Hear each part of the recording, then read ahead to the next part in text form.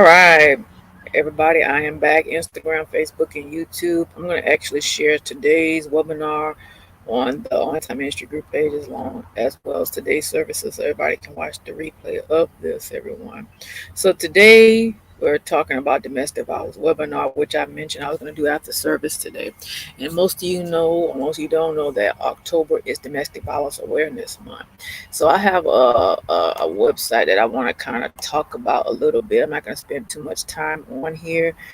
I just want to kind of make you all aware here. And this is kind of focusing on the women aspect. And then we're going to dive into the male perspective of it. And then we're going to go ahead and talk about the different things about it, everybody.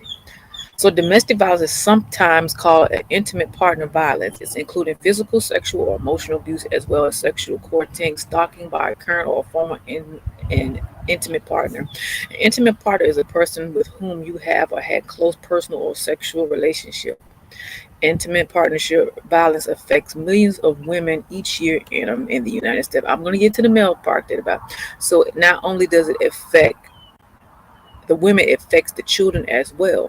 So we're going to go in details. We're going to click on a couple of them. How does that affect the children in the aspect of it? Because it does a lot of trauma to the children as well. And we're going to talk about that as well. So we're going to talk about how does it affect the kids. All right. Effective of just domestic violence of children. How does it affect the kids mentally? Pretty much it's a trauma that it doesn't go away, and it's a repeating recording of events that takes place. So in this example, it says many children exposed to violence in homes are also victims of physical abuse. Children who witness domestic violence or victims of abuse themselves are at serious risk for long-term physical and mental health. Children who witness violence between parents may also be a greater risk of being violent in their future relationships. If you are a parent who is experiencing abuse, it can be difficult to know how to protect your child. All right. So here's a scenario. It talks about children in preschool. It talks about school age children, and it talks about how it affects it in teens. So it goes on in scenarios about this. And what it talks about is children in preschool are affected by it at a young age because they're looking at this stuff going on. For example, what's going on happening here? Here's some of the symptoms here. It says developing difficult falling or staying asleep, or signs of terror such as stuttering or hiding, and showing signs of severe separation anxiety. So it caused a lot of traumatic issues. Also, too, it has such as bedwetting, thumb sucking, increased crying and whining because that's affecting them by them being in preschool. And preschool age is primarily about 3 and 4 years old, and it may probably affect them beyond that, but it's starting right there. Then it goes on to the school age kids, which leads to about first grade to fifth grade. Okay. And then it ties in a little bit into the ages of 12ish. So from like ages 6 or 7 to the ages 5, because some don't go to preschool, some go straight to kindergarten. So it can start off from 6 or 5 all the way to the age 12. And the symptoms with that is getting good grades, having fewer friends than others, or getting in trouble more often. They also may have a lot of headaches and stomach aches because the anxiety and all the emotion that they're feeling is right there in their stomach. So that's how that affects that. And then, two, they may feel guilty about the abuse or blame themselves for it. So a child's not only witnessing this, but they're also playing the blame about it's about them. And it's really not. In a lot of cases, teens who witness abuse may act in negative ways, such as fighting with family members or skipping school, or they have low self-esteem or having trouble making friends, or they start making fights, they're bullying and other things that's going on in their factor.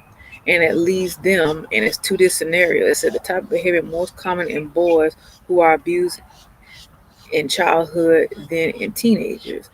Okay, they said the type of, let me read this again. This type of behavior is more common in teenage boys who are abused in childhood than in teenage girls. So the first part of this is talking about the boys' perspective and of how teenage boys are coping with this. And now it talks about girls who are more likely than boys to be withdrawn and experience depression. So this is just statistics and numbers about that. So I want to pick out one more and then jump because I don't want to spend too much time boring you. I want to get right to the part of it. So, what are the long term effects of domestic violence or abuse on children? So, the first one again, emotional, physical, sexual abuse are a higher risk for health problems such as adult. These include mental health conditions such as depression, and anxiety. Also may include diabetes, obesity, heart disease, poor self-esteem, and other problems. So that kind of ties into the long-term effect of the domestic violence or the abuse on the children. And I'm going to pick out one more, and we're going to jump into the next outlet. How can I help my child recover after witnessing or experiencing domestic violence? So here's a few tips. Helping them feel safe. Number one, talking to them about their fears, talking to them about their healthy relationship, talking to them about their boundaries, helping them find a reliable support system. Okay, getting them professional help. It's very, very important to talk to them and have that conversation with them. This is why you learn so much about what a child is thinking and feeling by really just sitting there and listening to them. Sometimes it's not always good to blurt out. Sometimes it's best to just really listen to hear about what they feel because they have feelings just like we do. And that's very, very important. Going out to the schools and getting that extra support by a school counselor and documenting everything. Can be very risky and challenging the significance of the situation. So you have to be very mindful in these cases. Getting professional help, seeking psychological counseling to help the child as yourself get the proper help you need to navigate through that and going through the right channels to get the help to have those heart to heart difficult conversations is very, very critical in these days and age. All right. So we're going to go back and do one more and then we're going to jump into the male aspect of it. Okay. We have to take what we see here, everybody, very, very seriously because these things are real. All right. And as you can see, leaving abusive relationship, the signs to do that, and it talks about getting a restraining order. So I'm kind of going to pinpoint to the couple of these. I'm going to go here and then jump in and jump back up to the top. And then we move on to the male aspect of it. So this is the safety tips of leaving abusive relationships. No one should not feel unsafe. So let's get right to it because we're a bit proceeding of time. All right. So the first thing to say, domestic violence often start emotional abuse and physical abuse later. Your partner may try to make you think the violence is your fault. Abuse is not normal or okay. Abuse can happen to anyone. Your partner may be very good to you at times. You can't help or fix an abusive partner, okay? So now we're looking for the safety pack here, the safety thing that you need to do. So pay attention, ladies and gentlemen. Birth certificate, social security cards, passports, or immigration papers for you and your children. Health insurance cards for you and your children. Financial records, including recent bank statements, stocks, or mutual funds. Housing documents such as rental agreements, mortgage statements, or titles or deeds.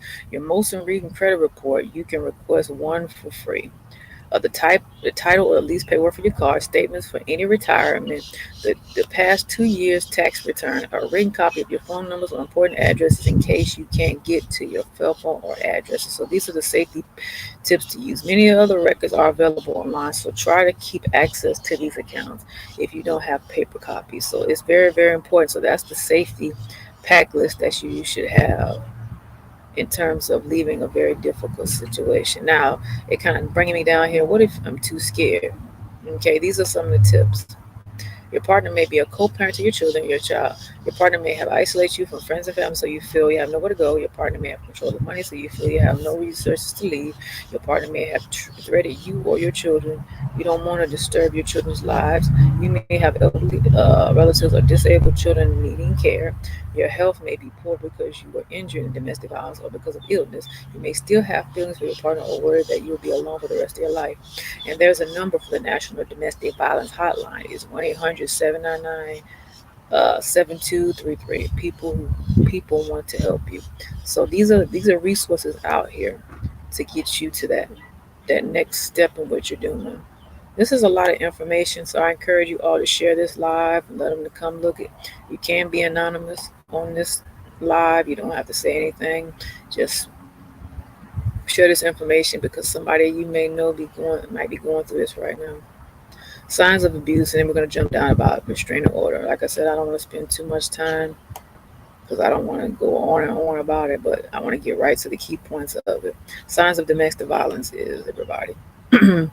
All right, we have controlling what you're doing, checking your phone, email, or social media without your permission, forcing you have sex when you don't want to, controlling your birth control instead, insist that you get pregnant, decide what you wear or eat or how you spend money, prevent or discourage you from going to work or school or seeing your family and friends, humiliating you on purpose in front of others, unfairly accusing you of being unfaithful, destroying your things, threatening to hurt you, your children, or other loved ones or pets, hurt you physically, hitting, beating, punching, pushing, kicking, including a weapon, blame you for his and her violent outbursts, threaten to hurt herself or himself because of being upset with you, threaten to report you to the authorities for imaging criminals, saying things like, if I don't have you, no one else will. So these are the signs of domestic violence or abuse. Well, I'm not going to get into that one right there, but I'm just going to give you, yeah, actually, I mean, okay. Threaten to out you to your family and employees and community, telling you that you have to legally marry to be considered a victim of domestic violence and to get help, saying women are not or can't be violent, telling your authorities you won't help a certain party, forcing you to prove your sexuality, performing sexual acts that you do not consider. These are talking about same sexes and what they're going through with domestic violence. Those are the tips on that actor, everybody. All right. What can I do if I'm being abused?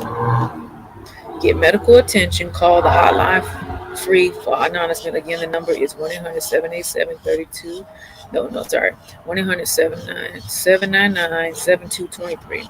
And the TT number is 1-800-787-3224. The hotlines are 24 hours a day, 7 days a week in many different languages, everyone.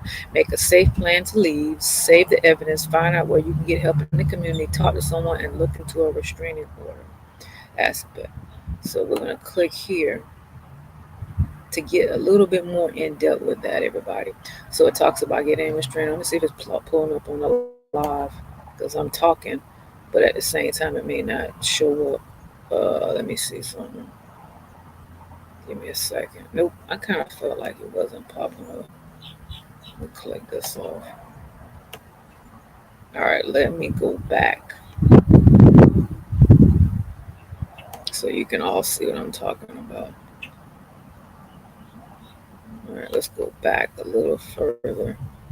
So that way, because when I clicked on it, it just showed it on my end, not yours. All right, getting a restraining order. How can it help? So this is talking about the restraining order aspect. Let me see if it's showing up on the live. Yep. All right, I don't want you to miss this, everybody. All right. So we're going to talk about this. We're going to jump right to the giddy. How to get a restraining order. Stay away from your physical and no contact with you by phone, email, social media, or otherwise. Pay temporary child support. Continue making mortgage payments on your home you own together or rental payments if the person's name is on the lease and allow you to stay in the house while the other person lives somewhere else. Turn over any guns to the police. Have regular drug testing and attend counseling for domestic violence or drug and alcohol users. Stay away from your children and your children's school or visit the children only with supervision. Do other things designed to protect you. Judges have flexibility and will work with you, assuring the order if granted meets you. If you have a restraining order and the person who hurt you does not follow it or try to contact you and your children, call the police rather than police can arrest the person for not following through. So that's most people will have like, well, I went through this and all this stuff and it still didn't work. That's where you have to take it a step further. This is a very painful topic, but I'm mentioning it to each and every last one of you. Now, there's something here. It says, "Are the laws to protect me from domestic violence? And how can I protect myself if I don't leave?" And there's so many questions and answers. This is why it's so good to call the 1-800 number, the national 1-800 number, because a lot of stuff that's shared on the website, they may can share with you on the phone one on one, give you a better detail how to handle that situation because they have that access. But I'm just giving you some key points on what to pay attention to and how to share that with everybody because a lot of people out here today is really struggling with that. So I kind of cut that off. Again, I recommend you call the 1-800 number to get further information about this. I'm just sharing you the the key points on what to do, but they can give you further assistance on how to handle this, everybody, because they are trained and certified. I'm just sharing some information, a nugget to help you all.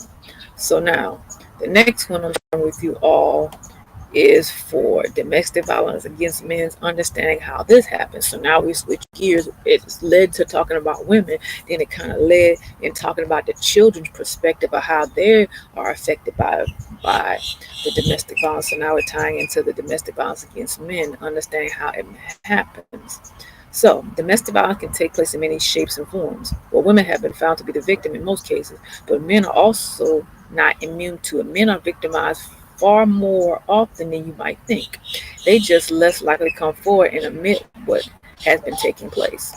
Domestic violence against men is no laughing matter. It can be extremely dangerous and can end deadly in some cases. Not only should more people be aware of what's going on, but more drastic actions need to be taken place to meet the growing concerns. So domestic violence in men. Women are not always the victim in domestic violence situation, although let's talk about intimate partner violence, which is IPV, happens to men as well. Studies have shown that men can be punched, slapped, grabbed, kicked, or choked by their partners. Men are far more likely to keep their situation a secret, where only 20% of the victims ever come forward and tell the police or health physicians about victimizing. This is because of the embarrassment or fear that they will be ridiculed, made fun of, or that no one will believe them. These are stories of victims that do come forward and have stated that the agencies that they were supposed to be helping them actually treated them with suspicion. So they didn't believe them when they said they were being abused. Even though domestic violence against men have been often laughed upon and many people don't believe that it happens, a growing awareness has begun to take place. Thanks to social media and documents completed on men victims, the seriousness of the issue has come to light. Male victims of domestic violence. Male violence of domestic violence are usually in a close relationship with their abuser, whether it's heterosexual or same-sexual relationships.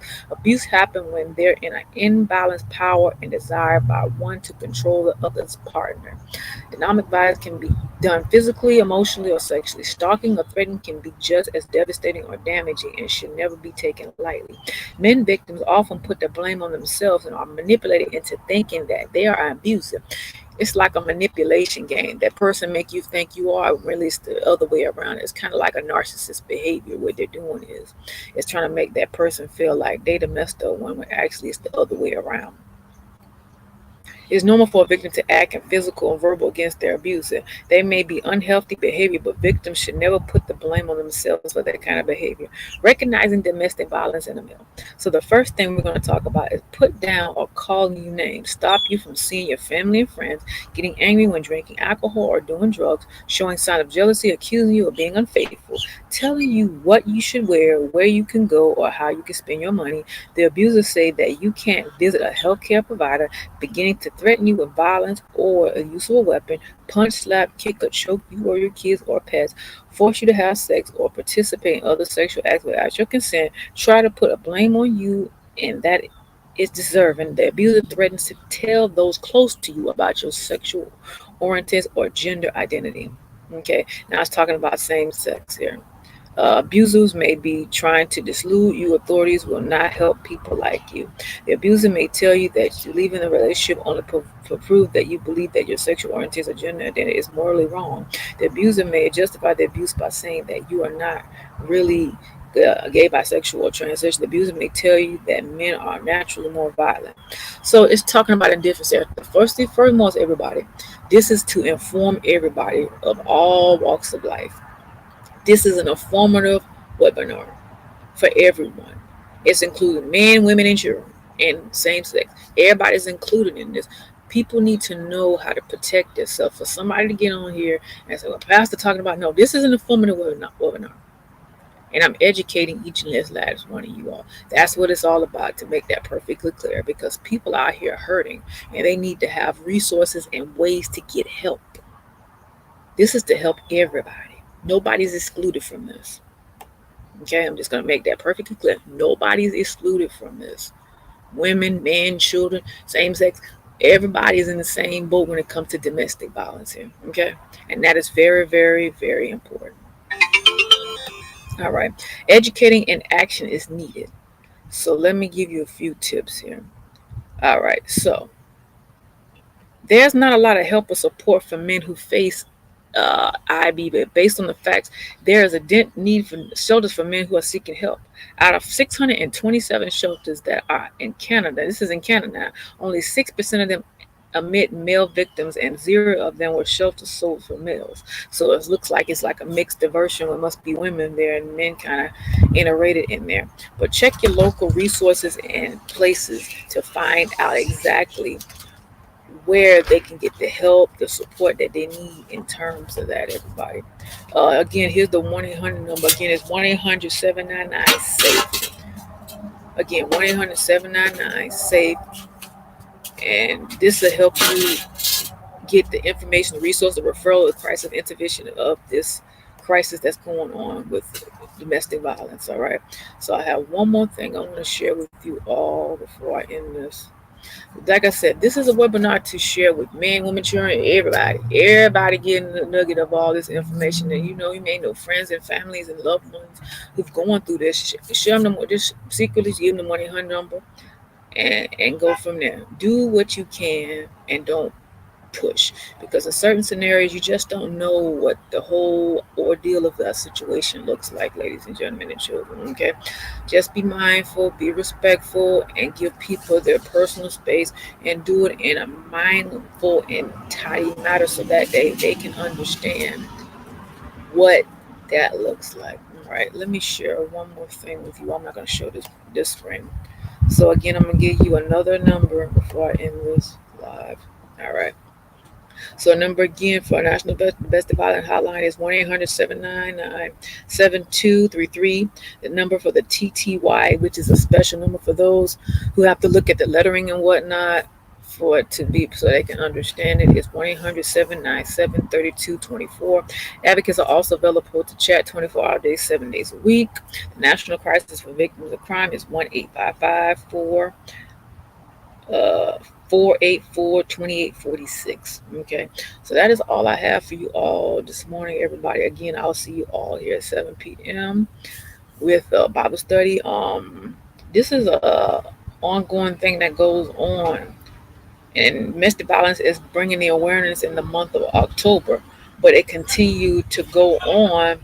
It goes on 365 days a year, 366 days, which is leap year.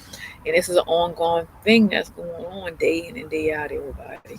So you all have an amazing and a wonderful Sunday. Again, I'll see you all at 7 p.m. this evening. You all have an amazing day. Take care, guys.